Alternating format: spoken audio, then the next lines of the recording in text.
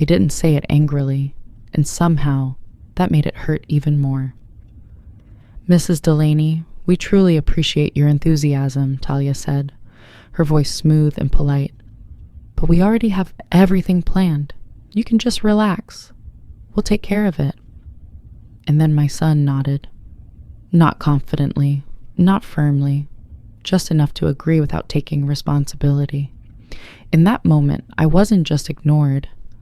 I was quietly moved out of the picture. I smiled, because that's how I was raised. I picked up my notebook, because when you realize you're no longer welcome, you don't argue. You leave with dignity. That notebook didn't just hold ideas. It held my heart. A small church hall that felt like home. Soft flowers that didn't need to impress anyone. And a dessert recipe passed down through generations, not fancy, but full of memory. I wasn't trying to control anything. I just wanted to be included. My name is Marion Delaney. I'm 62 years old, and my life is built from sacrifices that never show up in photographs. I lost my husband early. Illness took him slowly, piece by piece. When he passed, my son Evan was still too young to understand why his father never came back. From that day on, I became everything: mother, provider, protector. I worked extra shifts, skipped rest, put my own dreams on pause, and raised a quiet, respectful boy, the kind who opens doors and listens when elders speak. That's why I was proud when he got engaged. Talia was polished, confident. She knew exactly what she wanted. I welcomed her anyway. Cooked for her, listened, tried to fit into her world, but something always felt off, like I was being tolerated, not embraced. When wedding planning began, I assumed I'd be part of it, not to take over, just to contribute. After all, I'd been saving for years. Quietly, carefully. That wedding fund wasn't just money, it was overtime hours, missed comforts, promises I made to myself and broke for my child. And yet, in one calm conversation, I learned my role had already been decided. Support from a distance, silence as respect, and involvement optional. As I drove home that day, something finally became clear. This wasn't a misunderstanding. This wasn't stress. I wasn't being pushed aside by accident. I was being replaced on purpose. And if you think that realization broke me, wait until you hear what I discovered next. Something they never expected me to look at. After that conversation, I told myself not to overthink it.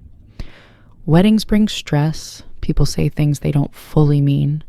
That's what I kept telling myself, so I stepped back. I gave them space.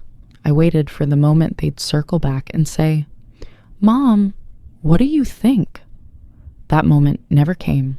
Days passed, then weeks. My phone stayed silent. No messages, no calls, no quick check-ins. I started learning about the wedding the same way strangers do, through other people. Photos appeared online, a bridal shower, matching outfits, decorated tables, smiling faces gathered together like they belonged there. I stared at the screen longer than I should have, searching the background for myself. I wasn't there.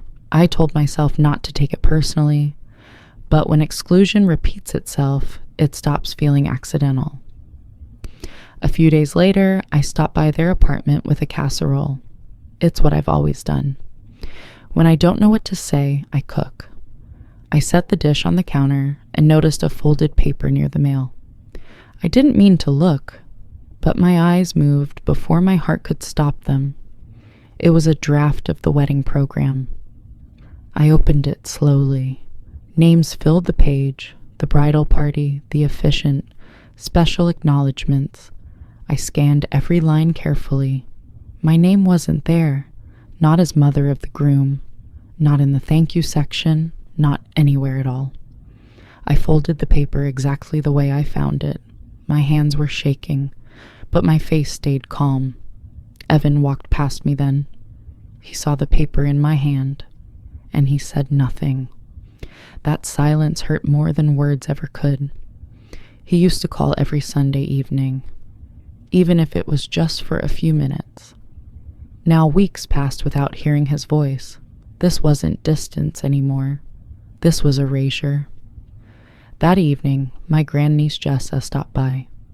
She took one look at my face and didn't pretend everything was fine. She listened as I explained how invisible I'd started to feel. When I finished, she asked a question that stopped me cold. "Aunt Marian," she said quietly, "are you still connected to the wedding account?" I opened my mouth to answer and realized I wasn't sure, because what we discovered next wasn't just exclusion.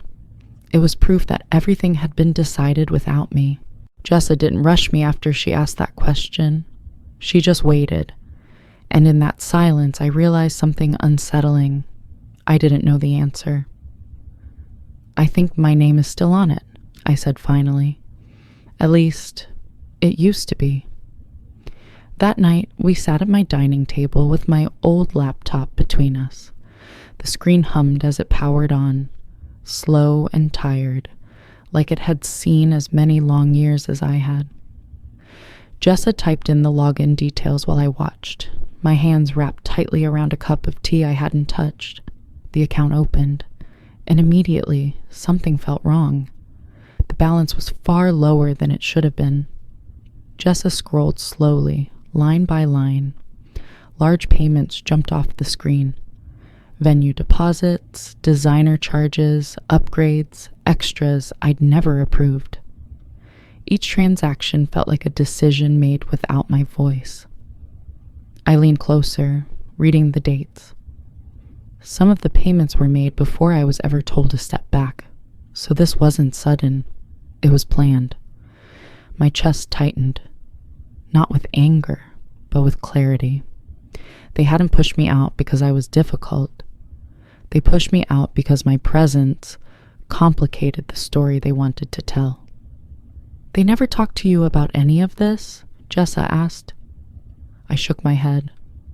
All those years of saving, imagining something simple, meaningful, and it was being spent freely, confidently, without a single conversation. I didn't cry. Instead, something inside me settled. A calm decision, the kind that comes when confusion finally disappears. I stood up and walked to my bedroom. From the back of a drawer, I pulled out an old folder, bank paperwork, statements, account details, proof. I placed it on the table. "I want copies of everything," I said. "Every transaction." We went to the print shop that same night. Page after page rolled out of the machine, numbers, dates, vendor names, evidence. The next morning, I went to the bank alone. The teller recognized me. She always did. "Big plans today, Mrs. Delaney?" she asked. "Yes," I said. "A necessary one." I withdrew the remaining balance. Every dollar, no explanations, no arguments. When I stepped outside, the cold air hit my face, sharp and clean. In that moment, I understood something clearly. Money can be replaced. Dignity cannot. And it didn't take long for them to notice, because the moment they did, my phone finally rang. It didn't take long. Less than 2 days after I withdrew the money, my phone rang. I looked at the screen and saw Evan's name. I didn't rush to answer. I let it ring once more. Then I picked up. "Mama," he said, skipping any greeting. "There's a problem. The venue says the payment is gone." I leaned back in my chair and looked out the window before responding. "Is that so?" There was a pause on the line. I could hear papers moving, panic hiding behind frustration. "Did you move the money?" he asked. "I used the account the way it was set up," I replied calmly, "by the person whose name was on it." Silence. Then, "You should have talked to me first." "I tried," I said. "I stopped being included long before I stopped being patient." Another pause. Talia is really upset, he said quietly. That sentence told me everything. I didn't argue. I didn't explain. That evening, my phone buzzed again. A long message from Talia. Paragraph after paragraph, she said I was overreacting, that I was sabotaging their plans, that I was making everything about myself. She told me I needed to let go. I read it once, then again, and I didn't reply. Instead, I put my phone face down and focused on something I hadn't done in a long time. Myself.